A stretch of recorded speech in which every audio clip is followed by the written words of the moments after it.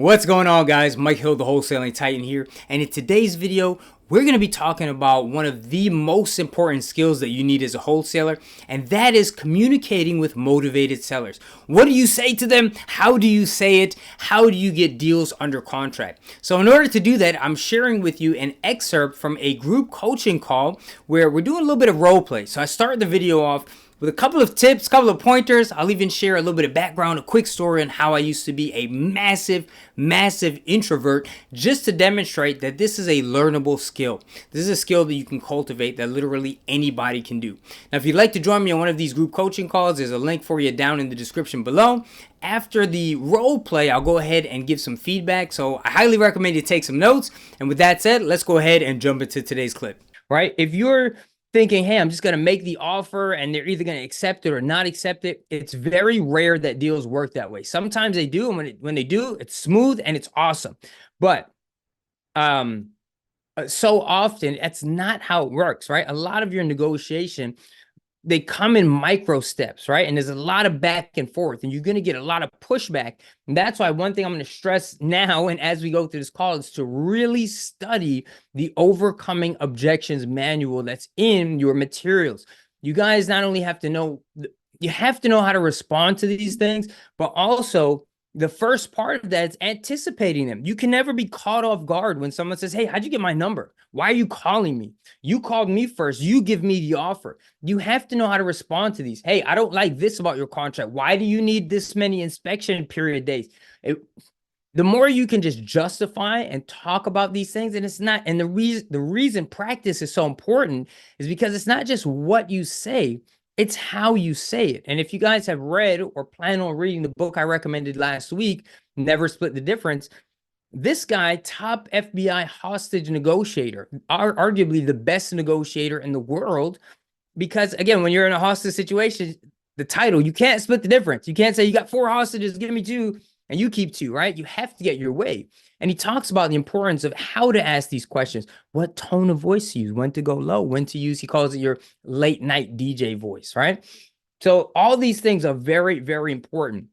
And on that note, one of the most exciting things about wholesaling today is AI, right? And automations. I use them, and I'm also building on that. And I got some cool automations I'm going to be showing you guys in the upcoming weeks.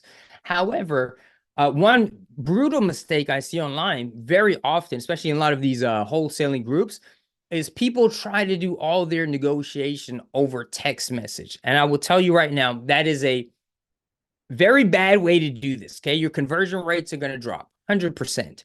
And so you have to, again, I'm stressing, you have to get on the phone. You have to talk to people. That comes to making inquiries, making offers. Now, the KPI I want you guys to follow the most is how many offers you make, because that's directly correlated with your success. But oftentimes, the door to even make the offer comes after the phone call. And then after you make the offer, there's a lot of conversation that needs to happen in between as you kind of like massage the deal and overcome these inevitable challenges and obstacles that will come up on like 90% of your deals, okay? And if any of you are thinking, man, like I got to find a way around this, or I don't want to do this, or I'm not good at this, or I'm an introvert, I will tell you that this is a very learnable skill, okay? I can make anybody here an absolute rock star on the phone. You have to have a little bit of faith, and you have to be comfortable being uncomfortable. But if you can just say, hey, I'm willing to do that, it's fine. You will get there. And some of you may have heard this story before. I'll tell the abridged version. But if you hear me on the phone, you'll probably notice like I'm pretty competent, right? I know how to talk to people, but I was not this way, okay? For the vast majority of my life, I was very much introverted.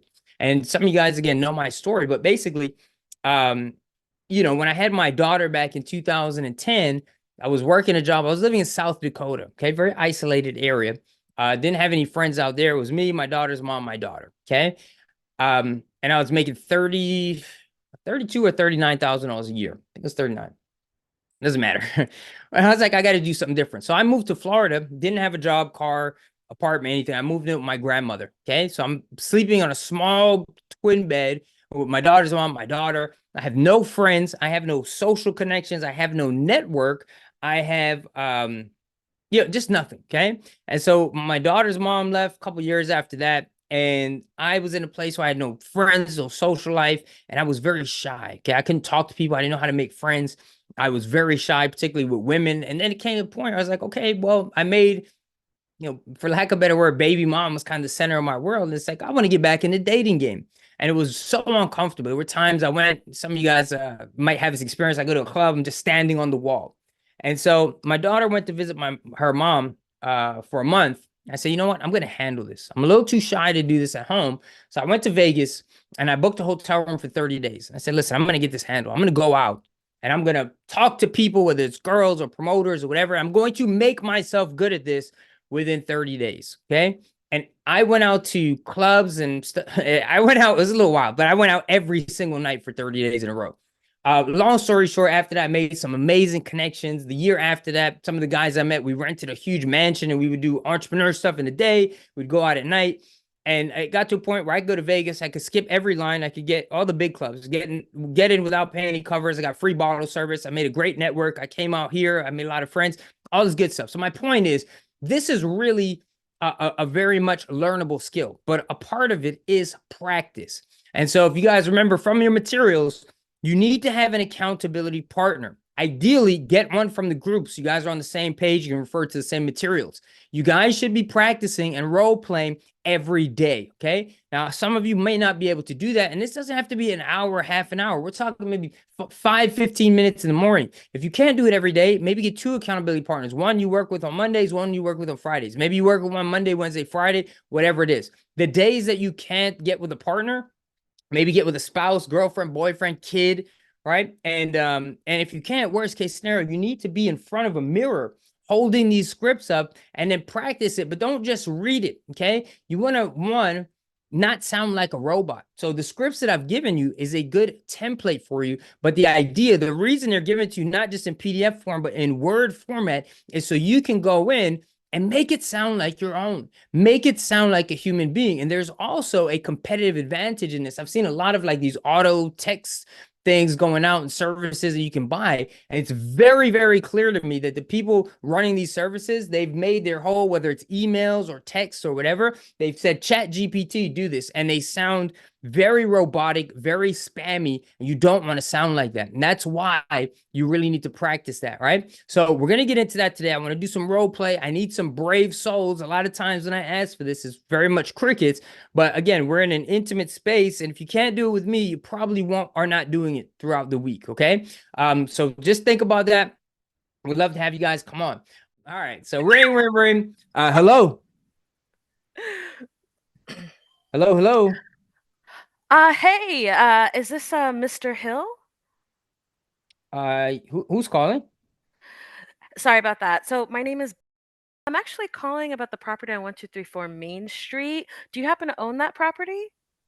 Yeah, that's mine. What's this about? Oh, well, I mean, I know I'm calling out of the blue, so not to be weird, but I was actually wondering if you're open to selling that property. Because if you are, I am looking to buy. Oh, I mean, we thought about selling it, but are you a realtor?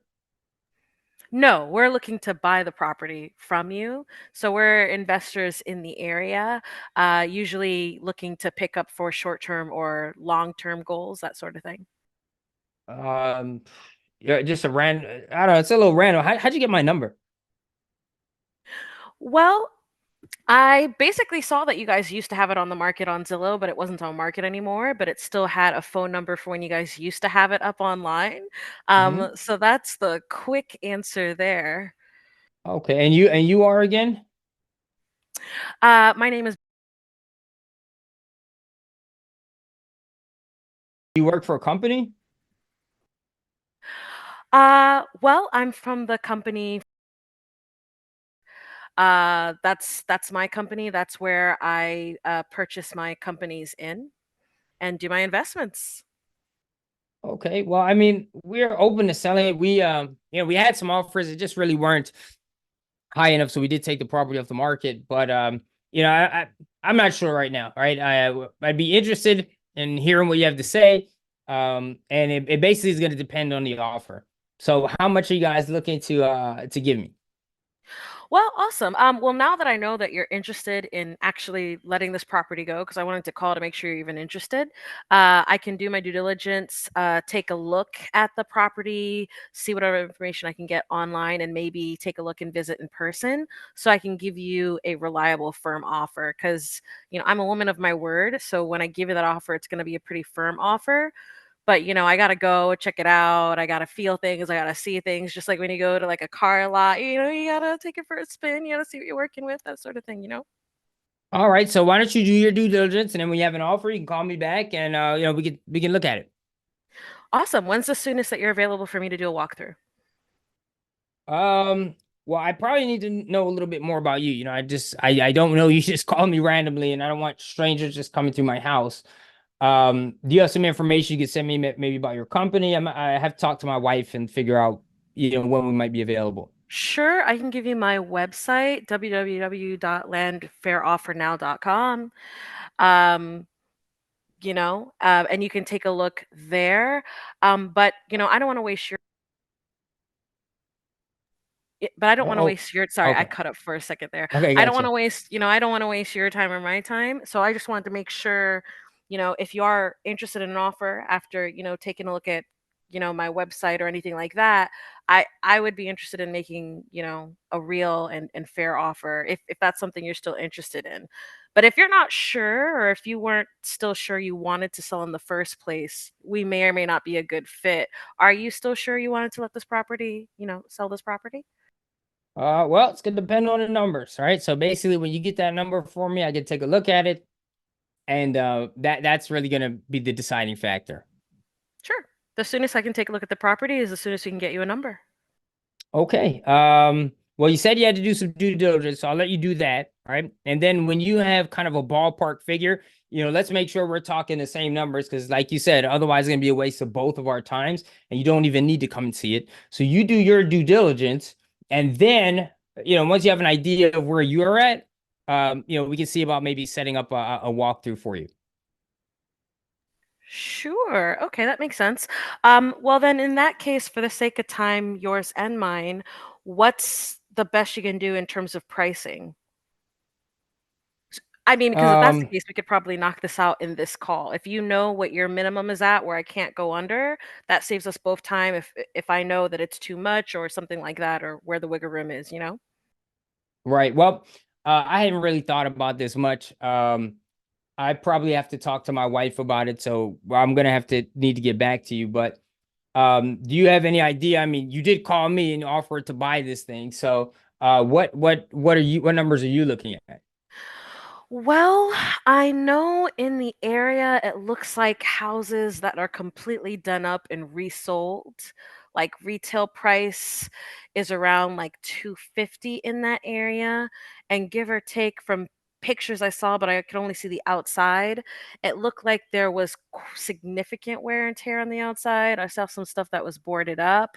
So I want to say that I probably wouldn't be comfortable offering more than 120 because I'm guessing that the inside might be worse than the outside, but that might not be the case, right? But I won't know that till I take the walkthrough inside. So that's why it's so significant for me to have more physical information. Hmm.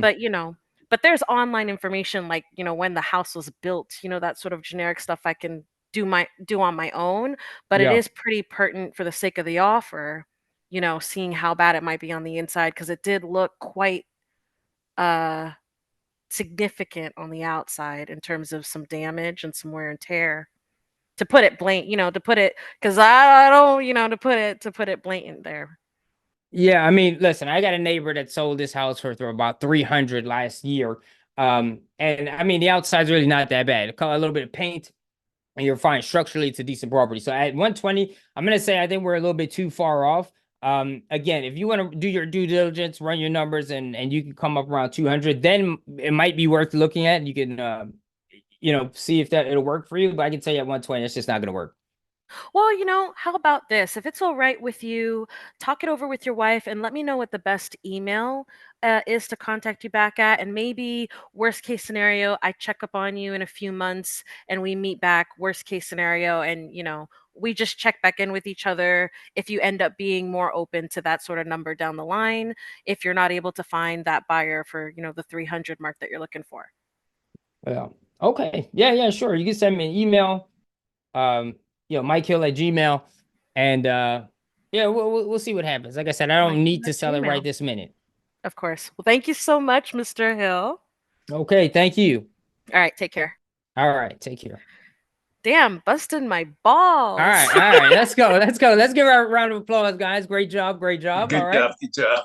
So I have some notes for you. All right, so well done, well done. Now we're going to get into arguably the most important part of this video, which is my feedback. What went well and what needs some work? Where are some areas of improvement to make sure that we're getting all the information we need and we're ultimately leaving this call with a contract signed. Now, before we do that, I just want to do a quick reminder that every week I have a handful of spots where I do a free one-on-one coaching call. Now, listen, man, this is not like a sales call, any type of pitch, anything like that. This is pure value add for my audience. So the way this starts off is that I'm going to look at where you are right now, whether you're a beginner, you've already taken some action or done some deals, see where you are and critique that, give you an analysis, tell you what you're doing well, what you're doing wrong, because so often you just don't know what you don't know.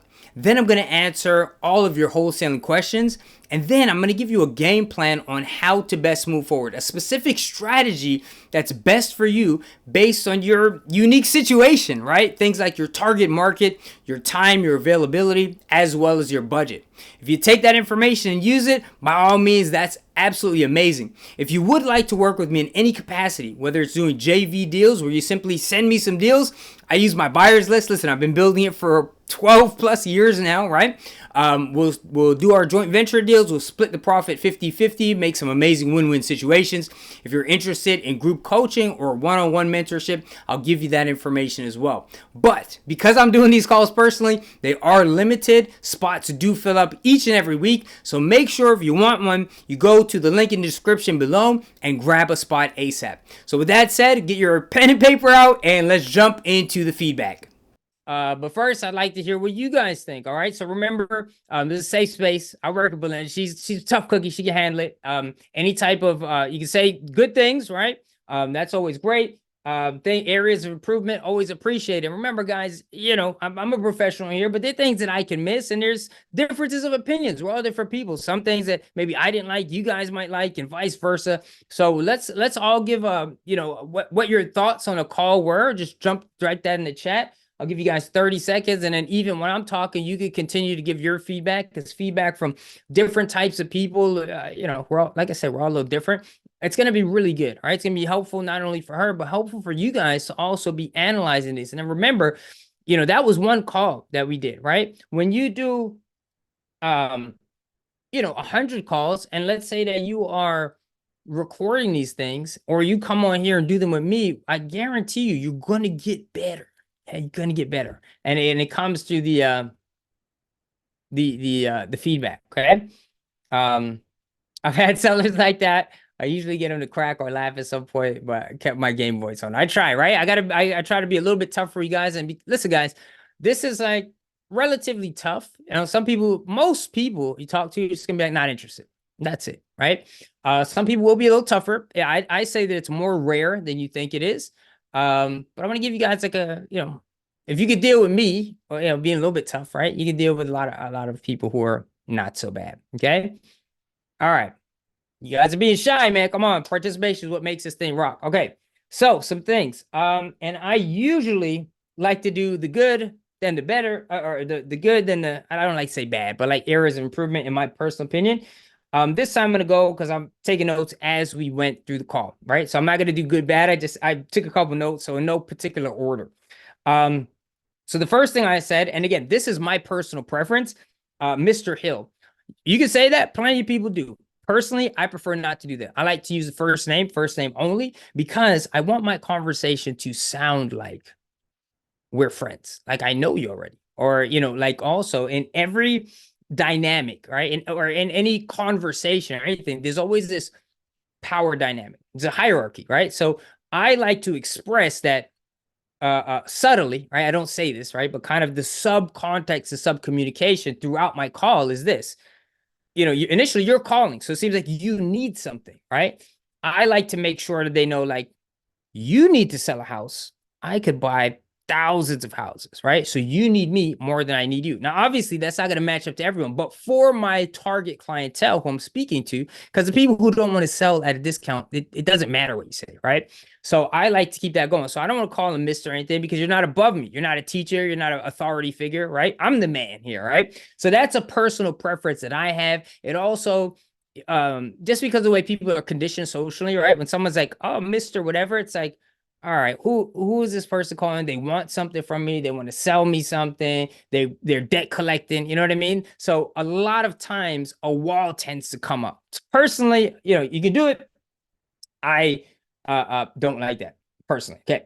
Next, I would say probably the best thing was the tonality, right? You guys don't understand how far this goes, or something. Maybe you do, right? But I just want to stress it. I mean, I felt like I'm trying to be hard, but you have a very friendly voice. I can hear you. Some people are mumbling, they're saying the right things. It's like, I can't even hear what you're saying.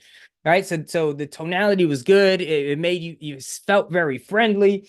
I like when you said you don't have to say this. That's why I say make your scripts your own. But when you say, hey, I know I'm calling out of the blue, when you admit something, like that's like a minor objection people have. But when you can admit to things, and you did this later in the call where you're like, this might not be a good fit for you. When you say things like that, it brings the walls down a little bit. We have an inherent kind of like pushback towards people pressuring us, or people trying to sell us, or things like that, right? So when you make it very casual and very nonchalant, it really goes a long way, right? Let's see how next. So I asked you how you got my number. That was pretty good, right? That was the Zillow thing. Now that was situational. So that might not be the case when you're calling. Probably most of the leads you guys are calling won't be on Zillow. So you kind of saved yourself there a little bit. I thought that was pretty clever. But just on a traditional call, when someone asks, what I wanted to get at and what I want to teach is that a lot of people will say, well, I went to the public records and I pulled this list. Or even worse, people will say, oh, well, I see you're in foreclosure, or I pulled this foreclosure list, or I was looking through divorces, or I saw you just evicted a tenant. Now, what happens is, there's, like I said, this is coming from like psychology. We have a tendency to, anytime we feel pain, and the ideal person you want to talk to is in some kind of pain. And what happens is, when you remind them of that pain, they associate it with you. So now, even though you're calling to help, you're like, one of two things that happen. On a subconscious level, people are feeling like, I feel really bad or shy about this foreclosure. And now you're reminding me of it, like, fuck you, kind of, right? They don't want to talk to you, or they're like, this random stranger is up in my business, or they have feelings of inadequacy, right? If I'm in foreclosure and someone's calling, reminding me about it, it's like, oh man, I'm not a good provider. I'm not making any money. I'm broke. I feel down, right? If someone calls, you're getting a divorce. Oh, I saw you getting a divorce. Oh man, this person knows I'm not a good husband, this, that, right? And it's like, well, you're also all up in my business, right? So you want to get to the situation, but that takes a little bit of rapport building. The way I like to do it is, I want to treat everyone the same. So now imagine, most of you guys, let's say you're all homeowners. Most of you guys are current on your mortgage, you're good, right? But the one of you who's in foreclosure, I call you and I say, yeah, well, listen, I'm an investor and my company is looking to pick up a few houses in 33015 zip code. So we're actually reaching out to all homeowners in the area to see if you'd be interested in selling. Now, is that something you've considered? Now, also remember, tonality, very nonchalant. Have you considered? Now, if I'm in that bad situation, instead of being like, oh man, this person knows my business, it becomes, oh man, thank God. Like, wow, I just lucked out. I just hit the lotto, man. This is cool. And then as you go along, I might feel more comfortable opening up to you at my own pace. Okay. Getting to know a little bit more about your company. That's something I just kind of threw at you. A lot of sellers won't necessarily ask you that, but that was a good comeback, to have some presence. If you guys have a website, again, it's not a priority, right? You want the idea is to get a check first, right? But if you do have that, it will give you credibility. Some people will ask for that. That's something I have a website builder. That's something that we're going to be talking about. I told you guys at the end of the month. got some new stuff coming. Okay. That by the way, the tentative date, I'm going to do probably a week-long training. You guys can all come for free. Tentatively scheduled for May 10th. Okay. So you guys can keep that on the record, but we'll talk more about it as we get up. So that was good, right? Just having the website. So kind of the areas of improvement. I think the biggest things are going to be, one, you have to talk to me a little bit more about my motivations. Well, why would you be looking to sell? And more importantly, some people won't necessarily come out with that information. So you got to kind of drag it out of them. So you can do that by asking kind of leading questions. Well, how soon do you want to sell? Well, now if they say next week, now, even if you don't understand the situation, you know that, okay, there's some sense of urgency here.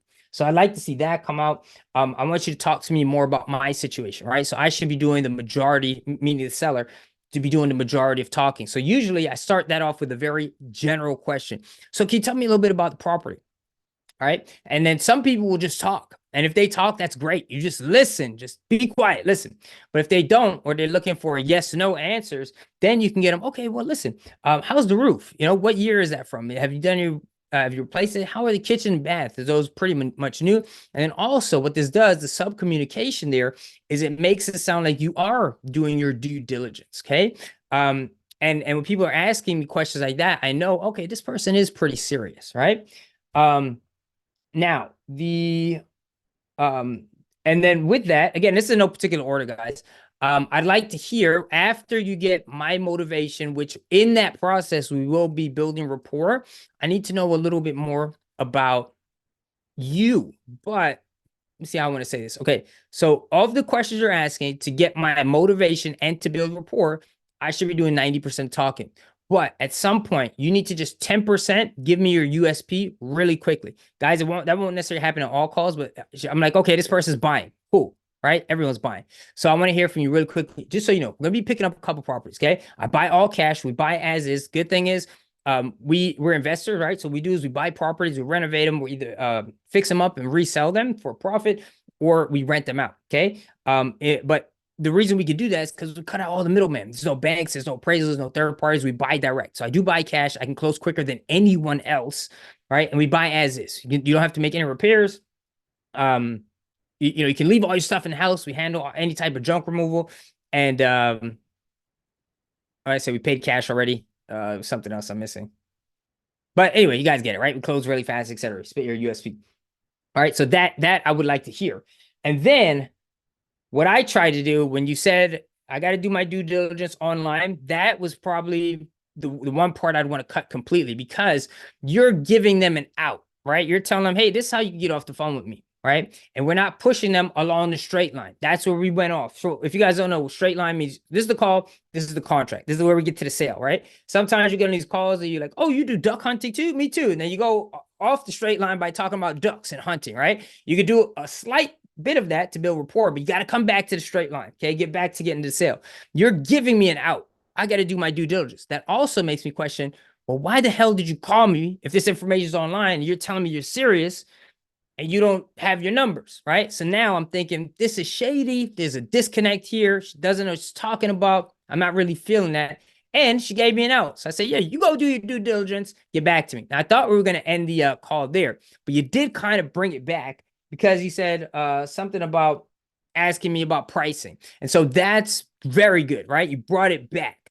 Now, I would want you to go kind of straight into that. And so the other thing about these objections is you want to anticipate that a rejection is going to happen. Meaning, in this case, anticipate that most of the time, these guys, what was I going to say? Just lost my train of thought. Most times they're not going to give you the offer price first. They're trained not to give you the offer price first. So that's why you go through the overcoming objections manual.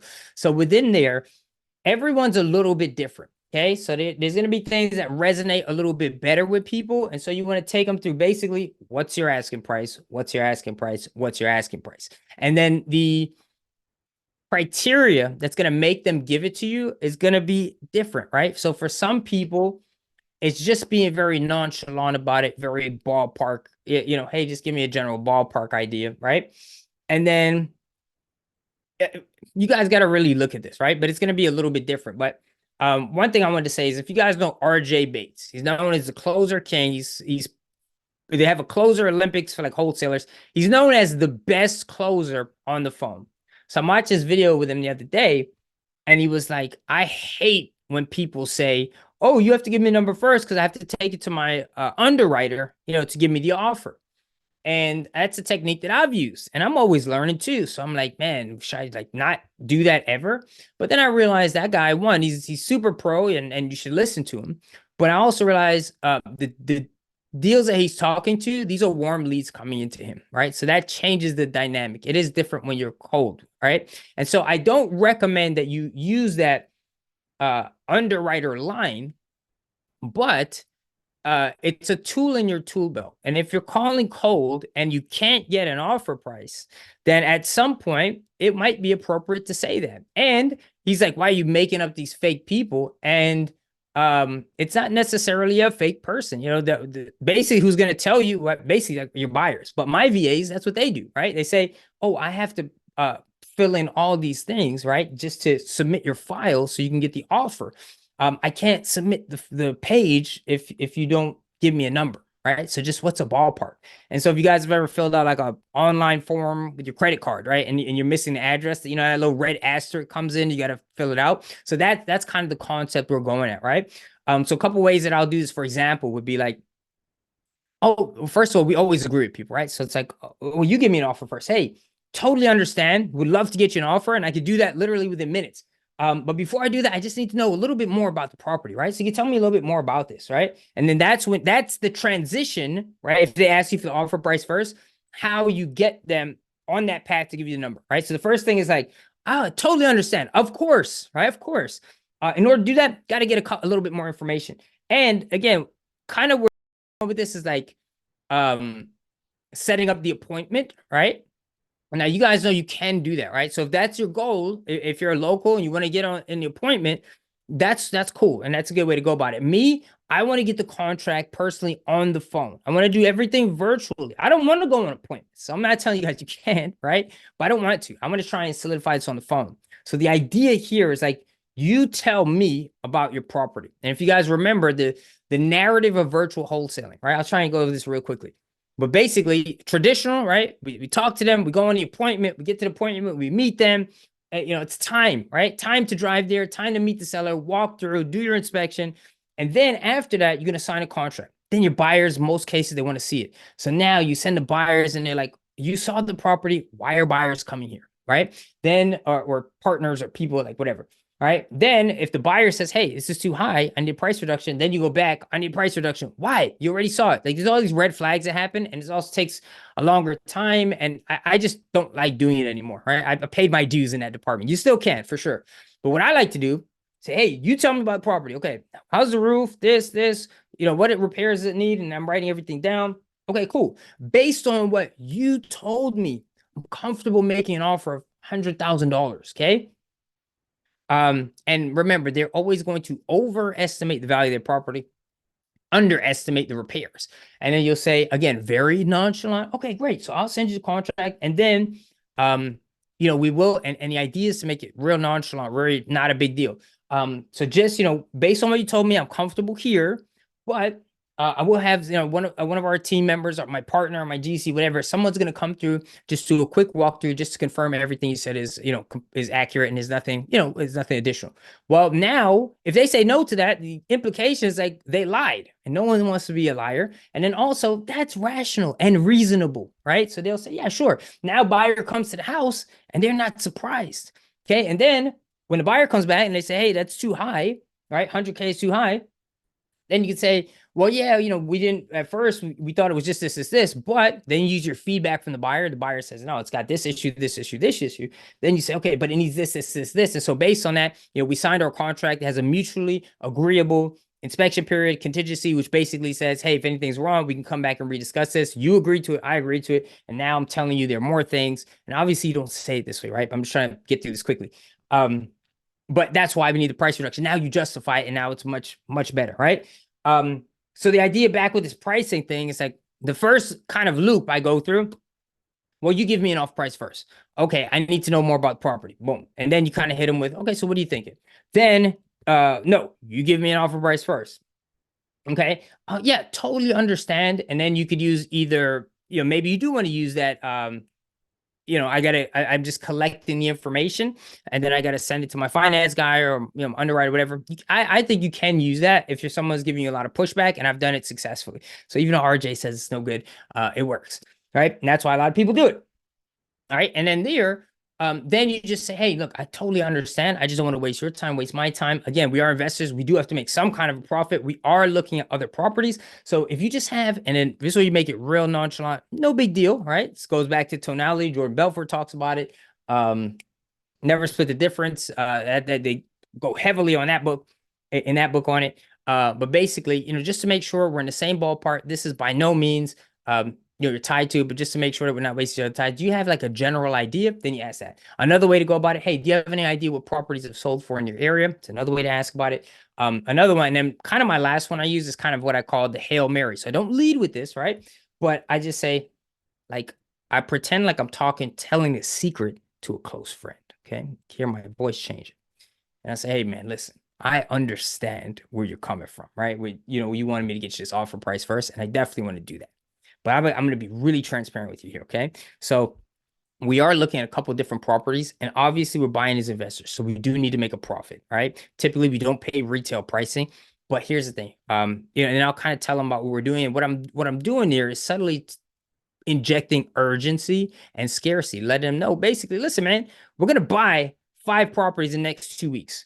If you want a chance of being one of those, being one of the select few, right, you got to come correct. And that's basically what I'm telling them, right? So I understand you wanted me to give you off price first. I'm really here just to collect this information, right? And I'm going to take it back to the team, but just give me an idea, no big deal. You're not held to it. There's no obligation here. We'll only do the deal if it's a win-win situation.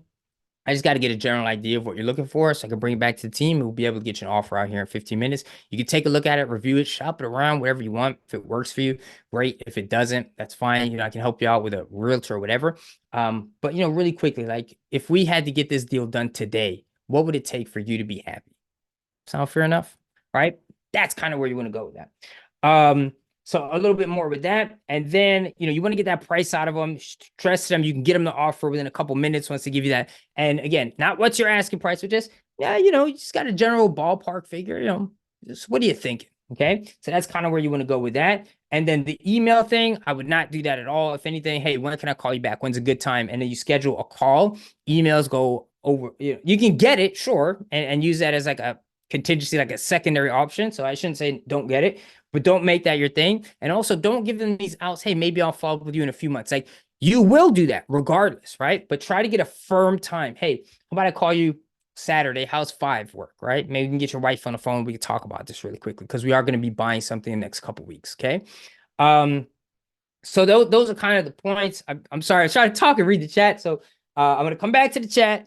Charles, get ready. We'll do one more. I know we're a little over time, but I love the bravery here and the participation. Love that. So let's check the chat, and then Charles, I'll bring you on. We'll do that, and we'll wrap for the evening. Okay. For virtual, do you ask them to take pictures of the property in order to sell to end buyers? Would be the best way to go about getting photos if there aren't. Yes, I ask them to do that, right? If you're doing on market, a lot of times their pictures are already there. But off market, off market, or if I'm talking to a seller, I always ask them for pictures, right? Because think about it, that also, some people are like, oh, I don't want to bother them, give them more work. Remember, you're not dealing with any old seller, right? If you're just talking to someone who's interested in selling, they may not want to do that for you. But if I'm in foreclosure, right, and someone's going to take my house and kick me out in a month, right, and you're like, hey, I'll buy this from you, but bro, I got to see it, right? And I can do this if you send me pictures and a video walkthrough, which will take you 10 minutes, and I'll pay you in all cash. The target that we're talking to is more than willing to do that. So yes, I always ask for pictures. And then also it makes me, while you might feel like you're inconveniencing or they might not want to do it, it makes you look more credible. I'm telling you, when you just come in and you're like, hey man, I'll buy that property for, 200K.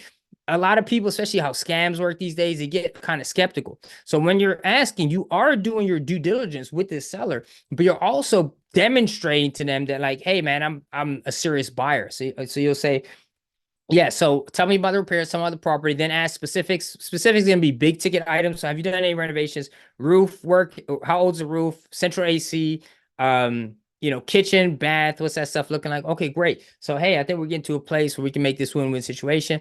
I just need to see it. If you could take pictures in every room, right, and then just do a video walkthrough for me, right? And sometimes they can even go on live and you could just screen record and you can use that. And then you use that as your marketing materials. Absolutely.